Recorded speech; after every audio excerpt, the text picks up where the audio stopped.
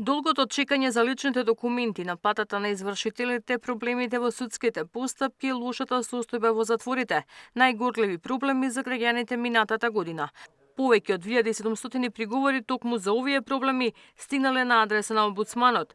Народниот правобранител реагира дека институциите не имаат слух за нивните предупредувања кои се повторуваат секоја година.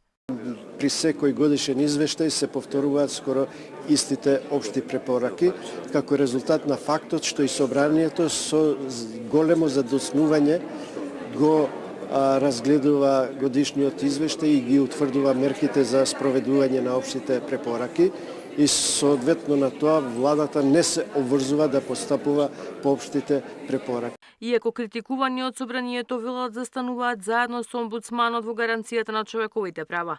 Сите мора како граѓани да ја понесеме личната одговорност за да претендираме дека овој систем има можност да се развива. Се што треба ние да го почитуваме човечкото достоинство и еднаквоста што Уставот и сите меѓународни ратификувани инструменти ја гарантираат. Законите мора да бидат алатка за заштита, а не бариера.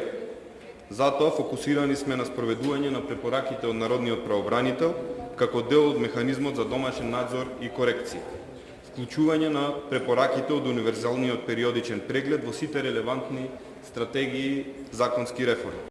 Имаме обврска да ги заштитиме човековите права на сите подеднакво, а институциите да ги почитуваат препораките на Народниот правобранител на сите нивоа, порачи од Канцеларијата на Обединетите нации. Според меѓународните институции, последниот извештај на Народниот правобранител е реален приказ на барањата на граѓаните за заштита на нивните права, а истовремено и повик за дејствување на институциите.